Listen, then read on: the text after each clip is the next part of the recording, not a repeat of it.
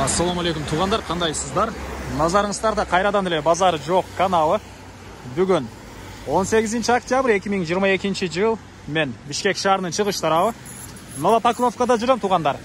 Ушул жерден бир сатылуучу үй бар экен, ошол жөнүндө сиздерге маалымат берейин дегем.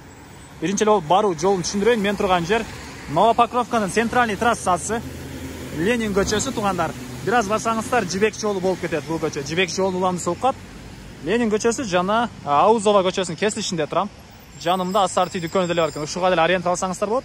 Ушул жерден түз түндүккө карай бир аз басып барып, оң тарапка бурулсаңыздар, Достук 71 дарегинде сатылуучу үй жайгашкан тугандар. Бир аз бакырып сүйлөп атам, машиналар өтүп, мен үнүм угулбай калбасын деген ойдо тугандар. Мына ушундай. Анан бул жерден Аламидин базары жакын тугандар. Аламидин базары жакын, жана ошондой эле көптөгөн маршруткалар менен сиздер Бишкек шаарынын бурч-бурчтарына кенен барсаңыздар болот. Анда эмесе мен сатылуучуга карай жол алдым. Сиздер лайктан басып, өзүңүздөрдү комментарийге жазып, анан подписаться баскычын эле басып коюңуздар. Күн сайын жаңынан чыккан үйлөрдөн көрөм десеңиздер. Мынакей туугандар, келүү жолун түшүндүргөнчө бүгүнкү чыгарышта сатылуучу үйгө да жетип келип калдым. Бул үйүбүздүн көчө тарабы туугандар. Батыш чек арабыз бул жерден башталат, мынакей. Бул жерден башталат. Чыгыш чек арасы бул кошунанын гаражына чейин болуп калат туугандар. Мынакей. Бул жерге чейин болуп калат. Машина киргизгенге бул жерде негизги воротабыз мынакей. Бул ворота жана өзүңүздөр киргенге ал жактан калитка орнотулган. Мына ушундай. Көчө тараптан камералар бар экен, күзөтүү камералары туугандар. Жакын жерде мектеп, садик, больница бары бар. Чоң трассага деле анча деле алыс эмес туугандар. Дареги Достук 71 дарегинде жайгашкан. Яндекс карта, 2GIS карта жазсаң, ошол жака жазып, жайгашкан жерин деле байкап көрсөңүздөр болот. Андан ары бул мынакей короосунун көрүнүшү. Дегенде эле бул жерде арка дейсизби же ушундай жай жайгашкан. Ылдый тарабы брусчатка туугандар мынакей.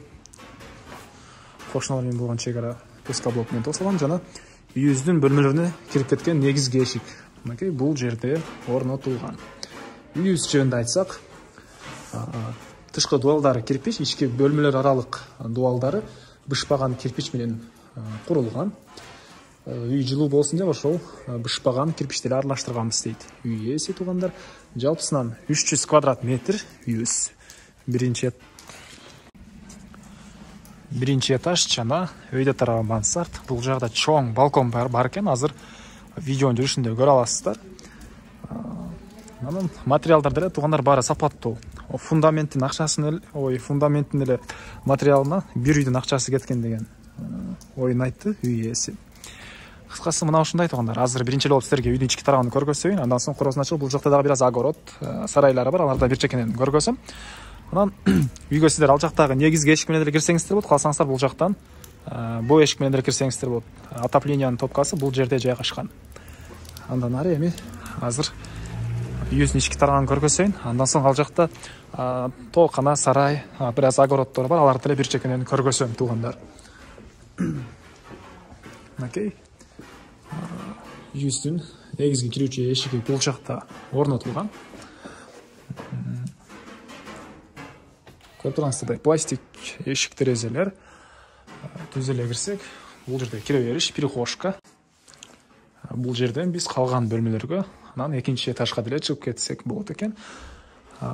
Биринчи эле бул жактагы бөлмөлөрдү бир чекенен көргөзөйүн туугандар. Киргенде бул жерде көрүп тургансыздардай коридор. Көрүп тургансыздардай ремонт болгон, дубалдар, обой, потолок. Натяжной потолок туугандар, полдор ламинат. Анан кире оң тарапка кайрылсак, бул жакта душевая кабина, унитаз орнотулган. Дубалдары кафель, чыгыш тараптан пластик терезе орнотулган туугандар. Анан үйүбүздө суу, свет бар экен. Электр энергиясы 3 фазалуу, канализациянын суусу септикке куюлат. Отопление, көмүр жана электр энергиясы 3 фазалуу котел менен үйдү жылытат туугандар. Мына ушундай. Андан ары түз кирсек, бул жакта чоң зал. Чыгыш тараптан пластик терезелер орнотулган туугандар. Мынакей. Мына ушундай көрүнүштө. Андан ары төрүндө бул жакта 2 спальный бөлмө бар экен. Мынакей. Бул жакта бир бөлмө. Бұл жақта дағы бір бөлме жайғашқан.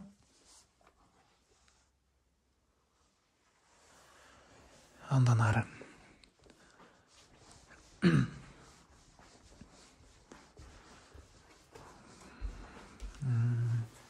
Бұл жерде дағы бір спальня бөлме. Полдоры бар ламинат туғандар. Ушундай көрінішті. Эми андан ары бұл жақта склад дейсіз, кладовка дейсіз. Бұл жақта мындай банка продукты сақтаған. Ондай склад бар екен туғандар. Бұл тарағында погреб. Мындан кіріп еле оң тарапқа қайрылсақ, бұл жерде кухня жайғашқан. Бұл кухня астын көрініші туғандар. Потолок пластик, дуалдар обой, шығыш тараптан терезе орнатылған, әрбір бөлмеде отопление батареялары бар. Үй қышқысын жылу дейді туғандар. Азыр деле жылу уже Бишкекте біраз күн суық болып жатқан өшірі, бірақ азыр деле жылу екен. Анан жана қайтқан. Бұл жақтан да кіріп шықсаңыздар болады деген ешік. Бұл жерде отопление котел деле ушул бөлмеде орнатылған. Электр энергиясы 3 фазалуу котел жана көмір менен үйдө жылытқан котел менен үйдө жылытасыздар туғандар. Чыгыш тараптан пластик терезе орнатылған. Бұл жаққа газовый плита орнатылып тұр. Ешкі тараптан раковина орнатылып су чыгарылган. Анан бұл жақта тамақтануучу бөлмө. Андан экинчи этажды мансард көргөзөйүн сиздерге туғандар. Жалпысынан 100-300 квадрат метр. Негизинен баасын деле реальный эле баа коюп атабыз. Видеонун жүрүшүндө баасын деле айтам туғандар. Бұл жақта кладовка. Сиздерге бұл жақта гардероб үчүн болгон бөлмөнү көргөздүм. Көргөздүм. Эми бул экинчи этажга чыгып кеткен тепкичтерибиз туғандар. Үйүбүз негизи 2 этажга расчет алынып салынган. Сейсмопояс, колонна баары өтө сапаттуу кылып койгонбуз дейт. Биринчи этаж менен экинчи этаждын ортосунда плита ташталган туғандар. Чыкканда эле бул жакта бир бөлмө жана бул жакта дагы бир бөлмө жайгашкан. Ушул эки эле бөлмөсү бүтүрүлүптүр экинчи этаждан. Мансарды азырынча толук түрдө бүтө элек. Мансард толук түрдө бүтө элек. Жанакы сейсмопояс мансардтар үчүн арматуралар, советский арматуралар, кымбат баалуу арматураларды таштаганбыз дейт. Үйөсү бул жагын жаап койгон.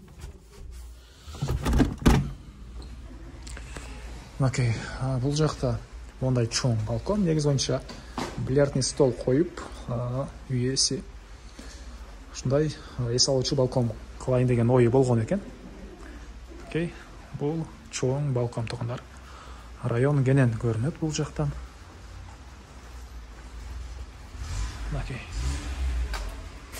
Ушундай көрүнүштө. Эми биринчи этажга түшүп калган маалыматтарды берейин тугандар. Мен Карлейдин короосундамын тугандар. Эми андан ары калган маалыматтарды берейин. Бул үйүбүздүн чыгыш тарабы. Бул жакта кенен 4 машина баткандай жер, стяжка болгон бул жер тугандар. Бул үйүбүздүн чыгыш тарабы. Кошуналар менен болгон чек ара бул жерге чейин болуп калат. Бул жерде навес бар экен тугандар. Кенен тапчан коюп жай айларында отурсаңыздар болгодай. Гүл эккенге жерлер. Бул жерде өзүнчө эшик тугандар. Бул эшиктен кирсеңиздер, сиздер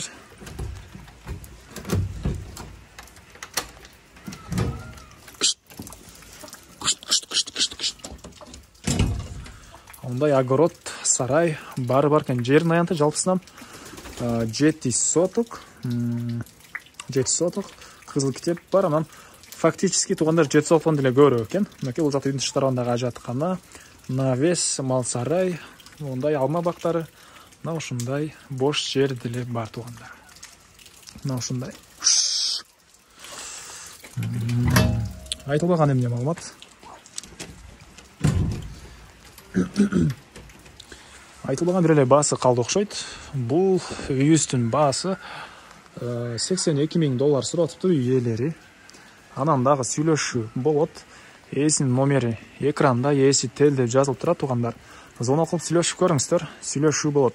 Анан достор менен, группалар менен бул видеону сиздер бөлүшсөңүздөр, мага үй ээсине жана кимдир бир ушул сыяктуу үй издеген болсо, ошол адамга чоң жардам берген болсо, андыктан достор менен, группалар менен бөлүшүп кетиңиздер. Анда эмесе мен сиздер менен коштошом, кийинки чыгышка чейин тугандар, саламатта калыңыздар.